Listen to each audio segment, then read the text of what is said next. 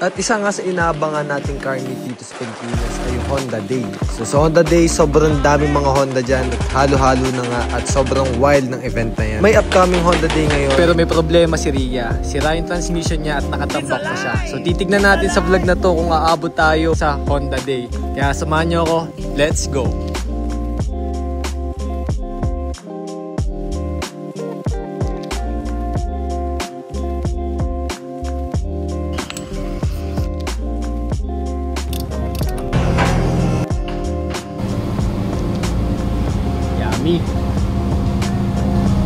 Ito bago-bago pa eh. Pag malinis, pwede pa natin gamitin. Okay pa, no? Huwag lang yung may mga parang rebaba. Huwag lang may mga rebaba. Mamaya malalaman natin yan. Si Idol nga pala. Ano pangalan mo? Joseph. Joseph? Oh. Yan. Taga Bicol siya guys. Shoutout pa na lang mga taga Kamsur. Excited ako kasi ang dami ko naririnig about Bicol region. Kasi buong Pinas na ikutan natin. Yung Bicol area talaga hindi ko pa na hindi ko pa nabibisita yan. Yun, susubukan namin na Idol na baklasin yung trani. Tapos hindi ka pa nakapagbaba nito, no? Nakapagbaba na. Nakapagbaba, buklat. Buklat? Ay ngayon, safe na itong unit. Ngayon pala.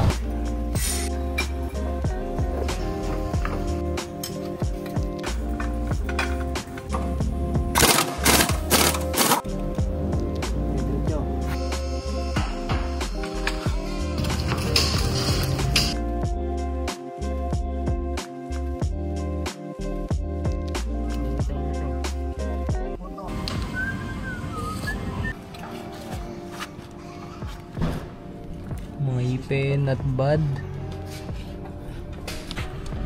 Yan, kung interesado kayo kung ano itsura ng transmission, napakamahal na transmission ng Honda. Yan. Nag-aaralan ng mga tropa. Nag-aaralan namin para may mga unggoy dito, no?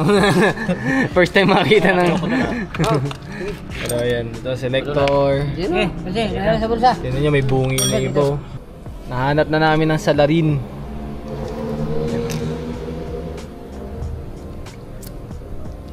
Spider gear, parehas sa side na maliit. Okay naman to. Chicharong bulaklak. Chicharong bulaklak guys, star anise, pares ang Yung katapat. washer niya, asa isang washer, ayun pala. Good shit pa ang bearing. Good shit pa ang bearing. Akala ko din bearing, pero yun pala ito, mas malala. Hahanap tayo ngayon na ito guys. So yun na nga, sa pa nasa kanina yung sample, nandito sa loob yung spider gear na sira. Ayan, so may nahanap na tayo guys. So kukunin na lang natin yon. Isa pa sigurong gusto ko i-share sa inyo kung paano ko nga ba na-afford itong lifestyle na ginagawa natin, yung kotse, itong mga paglabas-labas natin, pagkarera, pagbuo, etc, pag-travel. Ito yung mga bagay na ginagawa natin para ma-maintain natin yung lifestyle natin. Mga bagay na hindi ko pinapakita sa vlogs dati. Thank you sir. Grabe yung blessing to sa mga supporters natin. Thank you mga boss. Wait lang. Yeah, oh yan. Let's go. Good problem. Alright, thank you. Pero para sa isang 24-year-old at na-travel na halos lahat ng place dito sa Pilipinas at soon di-discover naman natin ang international scene ng mga kotse. At yan, ginogrow ko yung brand ko guys. Hindi kakayanin na sweldo ko sa YouTube. Yung kung paano yung lifestyle natin, yung kung ganun kadaming mga pyesa na sisira at mga gusto natin gawin sa auto. Lupit o Ferrari. Yan, tropa ko yan. Ito yung pwesto niya, Minerva dito sa may Calamba branch. Yun nga, katulad nun, di ba? May kanya-kanya tayo. Siya, nag-hassle siya ng kanya, pero lifestyle niya pa rin, kotse.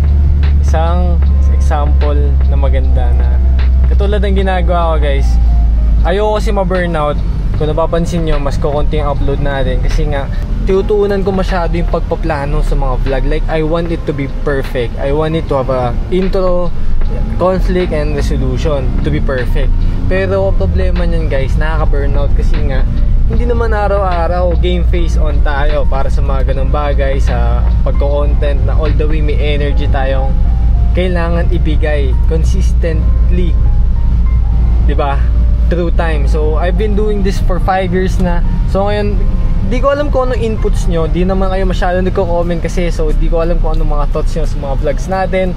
I want to hear you out guys. Gusto kong malaman kung okay lang ba na singita ko ng mga ganito lifestyle videos. Like yan, may mga values tayong matututunan, ma-share ko sa inyo na baka soon makuha nyo at ma-master yung mga skill na ginagawa ko. As a 24-year-old dito sa Pilipinas na yun nga, hustle lang tayo, content creator at wala tayong trabaho. Business lang talaga to guys. And may passive income lang tayo sa YouTube. Itong pagme-merch, itong pagbebenta ng merch, ayan yung nagiging bread and butter ko talaga. At kapag may nakukuha tayong brand deal sa mga iba't ibang mga brand na talagang di rin biro, kaya nga ang saya lang din kasi kung babalikan ko lang, hindi ako makakapaniwala na makukuha ko tong lahat ng to. Pero alam ko lang at isa lang yung ginawa ko talaga para ma-secure ko lang to. Kasi nung once na pumutok yung mga videos ko dati, alam ko yun yung goal, nagawa ko na. Pero I have to continue the game. And to maintain it, to continue the game, hindi finish it. Kasi nga, ito yung buhay na natin. Kailangan maging consistent and nagbibigay ka ng 1% at least every day. Kaya gusto ko magpasalamat sa inyo sa lahat ng sumusuporta, umorder. Siguro kumulang 200 plus orders to ng mga t-shirt na dadalhin natin ngayon. And tuturuan ko lang din kayo kung paano ko binebenta, saan ko binebenta, and paano ko nagsimula siguro. Para yun, may value yun, maiba lang yung vlog natin, nasingit lang din natin dahil na-stuck tayo doon sa pyesa na kailangan natin, yung spider gear. So in the meantime, magdi-deliver muna tayo and mag-a-hustle. Alam mo ba? Bawal sa RC yan. Bawal sa ano. Ayan o, ang dami yan o. Sunset. Opo. Oh, mga sticker. Dadala ko. Ayan, mga topa natin, mga GMT, syempre. Thank you. Nag-up off na tayo ng mga orders. Okay na. Southsin.store. Dito ko nakuha yung order nyo. Ayan, may mga bago tayong release katulad dito Midnight Run. Isa to sa mga favorite ko. Wala nang small 3XL to eh. Ayan o, boost na. So nagbago tayo ng tela, all in all. So parang rebranding na lang din to. Dami tayong mga bagong design. Ayan, you can check it out guys. Huwag yung palagpasin kasi tig 50 pieces lang yung in-order ko na hoodie guys. So yan, para sa lahat na yan. Pwede tayo mag-ship internationally.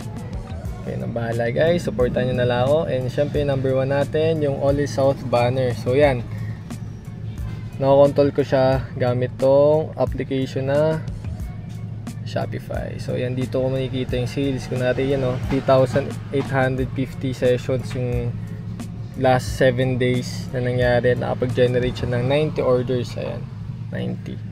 So yan, dito ko na nakuha and pinaprocess ko na. Small team lang kami guys, pero ginagawa namin yung best namin para ma-process order nyo as soon as possible. Pero grabe talaga yung demand. Pero katulad nyan, talagang in-overnight na namin to kagabi para matapos. Hustle hard talaga. Pero yan, sobrang sarap kasi nga yun yung proseso. Lalaki na mismo yung brand natin and ito yung mga bagay na kailangan natin pagdaanan. Na mismong ako yung nagde-deliver. And soon, hindi na, di ba? So yun, good problem na yun, ibig sabihin kasi hindi na natin nakakayang orders. Maliit pa tayo ngayon kasi tayo-tayo pa lang eh. Pero okay lang, yun ang masarap. Maalala mo na lang to one day na sa ganito tayo nagsimula. Ayan guys, tinindugsong doon sa vlog natin kanina. Okay naman, pantay natin. Ay sige, tingnan po natin. Grabe na durog. Shoot. Shoot na shoot. Pati height. Yes, okay. Pati bilang. Hindi lang.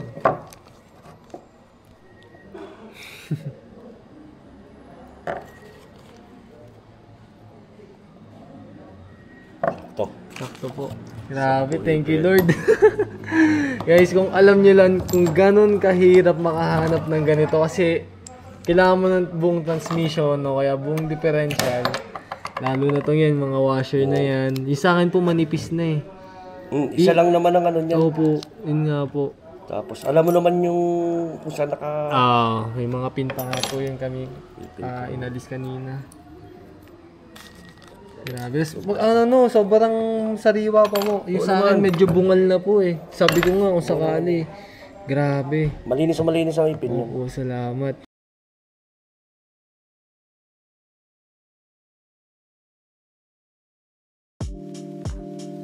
At gusto Gusto ko nga din pala magpasalamat kay Vice Mayor Regan Di Mapilis ng Mendez, Cavite para sa pag-donate ng talaga ako. Wala na tayong ibang gagawin. So yung kinuha natin kagabi. Transmission at sana gumana at hindi maging tatlong reverse. Sa pagbuklat ng trani, napapansin namin itong washer, malaki yung role niya sa pag-maintain talaga ng loob nitong differential. So medyo manipis na yung luma natin kumpara dito sa bago.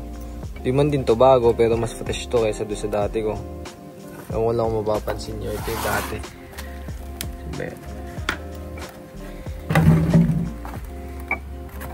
Hirap siya mag-differentiate pero ito yung dati, ito yung bago. Diba? Ito yung nakuha kong rebaba dito sa may parang magnet dito guys, and linis ko nga. Kasi sobrang kapal kanina, pero ito yun, no? Sariwang-sariwa na yung loob, wala ng rebaba. Para lang magka-idea kayo kung ano yung natanggal ko kanina.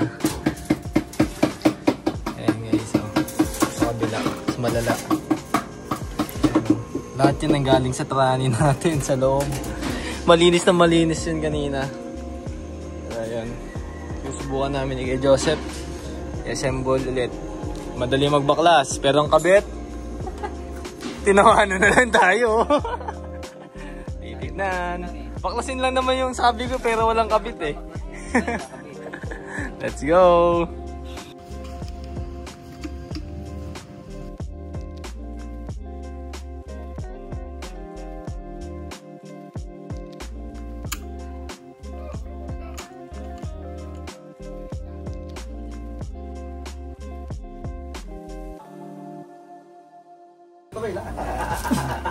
Yung paglagay mo, tuloy-tuloy na. Kalasin ko talaga yung battery. Nakapantay? San banda? Sa taas, ito, sa taas. Okay na? San? Okay na to? Dito. Okay dito. Yeah. Okay. Copy. It's alive! Yeah.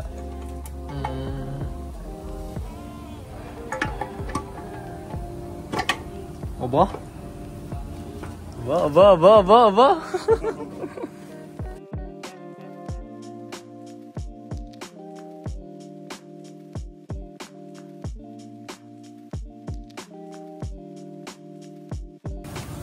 Time check. No oras na ba? 5:30 na halos, no? No oras na? Ito pa natin.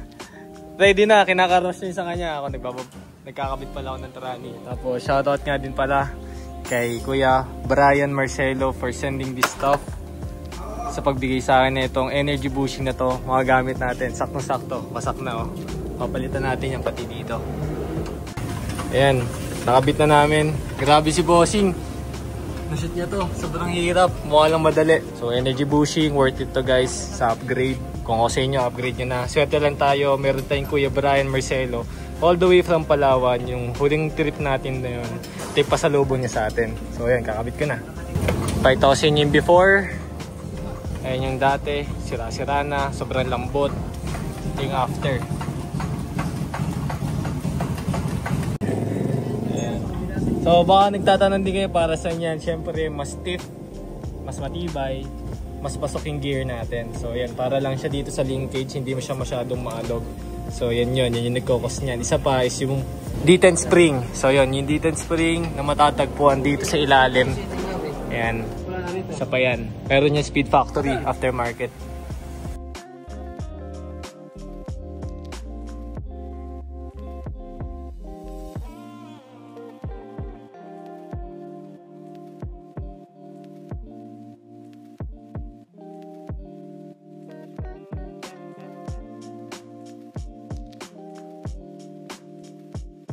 Ayan guys, sa wakas umabot yung Honda Civic natin. Grabe. As in, kakabuhos lang nila ng gear oil. Ngayon i-check namin kung napasok yung cambio. Yun yung pinaka-importante ngayon. So yun, tiwala na lang tayo sa ginawa namin ni Kuya Joseph.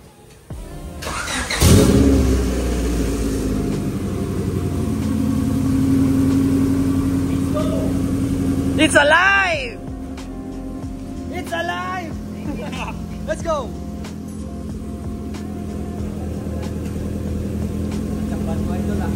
Ha?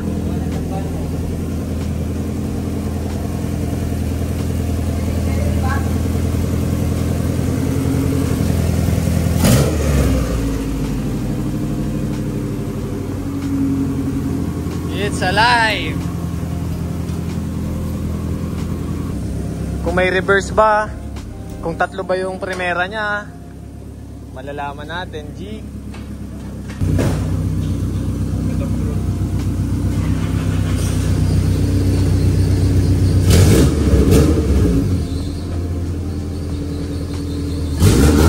Uy! May reverse! Okay. May primera! Okay, okay.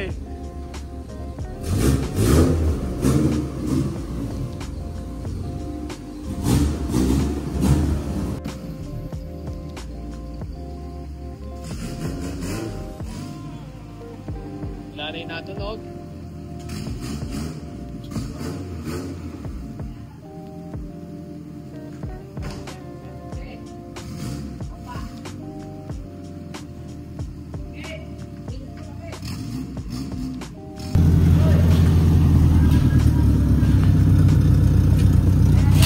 It's alive! Woo! Let's go on the day. Sige, subuhan ko.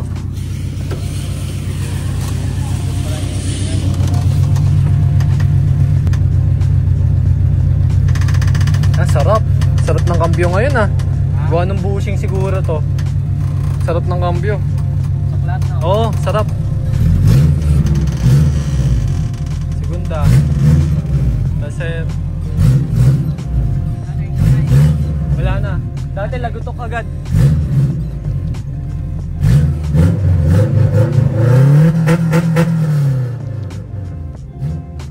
Safe. Let's go. Sobrang tense ako kanina kasi may booth talaga kami dito and display and magbebenta kami ng mga birds. So presyo daw kanina kasi nga kinakabit pa natin yung trani, so we have to be ready early and makasecure sana ng spot. Thankful lang ako sa family ko na tinulungan nila ako. Nakapag-set up sila ngayon dyan, yung utol ko siya nagmamanage ng display ngayon, so kakamustahin natin sila ngayon.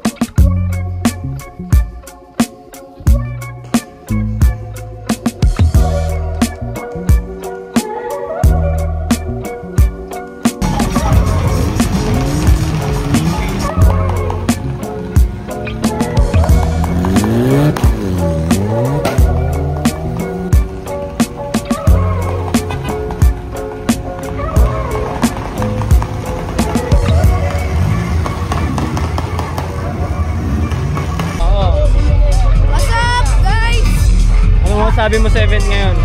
Ang ganda ng mga kotse dito, lalo na yung EV na to. Kanino yan? Kanino yan? Kay ano, kay Boss Car. Kung ako sa inyo, magsusubscribe na kayo sa channel. Yun! Ang gusto ko sa'yo.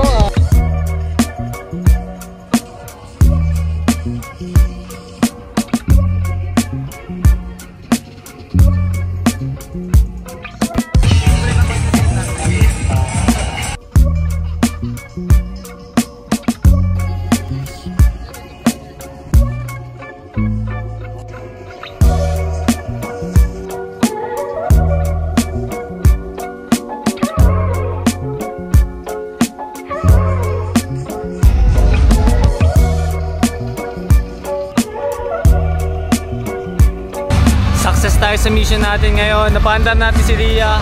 Okay yung boot natin. Nakabenta tayo kahit paano, pang hassle, pambawi. So nagastos natin kay Ria. Grabe. Ayan. Okay guys, sumabot si Ria. Masaya ako. Ang ganda ng boot. Solid family. Tulong-tulong kami. Nandito din yung Celica. Pati ito rin yung pininturahan nga pala namin dati na EK. Eh, nilagyan natin siya ng banner din. Ayan.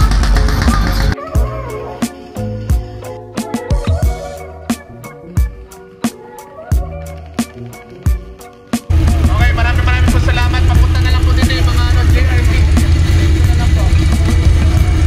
Maraming salamat. Hindi ako makapaniwala na umaandar na si Ria ulit ngayon after 1 month matambak. And na-push through natin yung araw natin. And yun nga, nagkaroon tayo na solid na bonding with our family. Solid na content. So far, wala naman ako nararamdaman kakaiba. May mga tumutunog pero hindi ako sure kung transmission yon. Pero we'll double check na lang yan. If ever man, sobrang dami nating rebabang natanggal sa transmission natin dati. So, feel ko naman, mas maganda talaga yung nangyayari ngayon. Or, malalaman natin. Seat time lang to ulit. Kakapain ko ulit yung kotse. Ibang iba yung feeling niya ngayon. Sobrang sharp nung transmission niya. Pasok na pasok. Feel ko hindi ako magmi-misgear dito.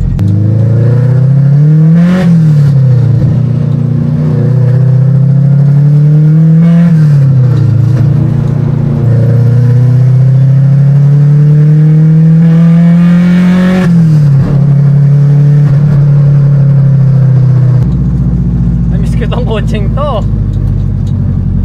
Pero wala siya sa tono ngayon guys.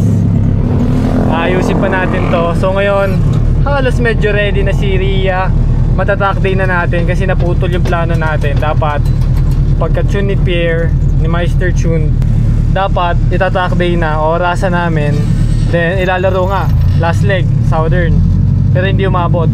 So this upcoming May 10, hopefully makalaro tayo sa Panic na drag race competition. Dito kanina yung vlog.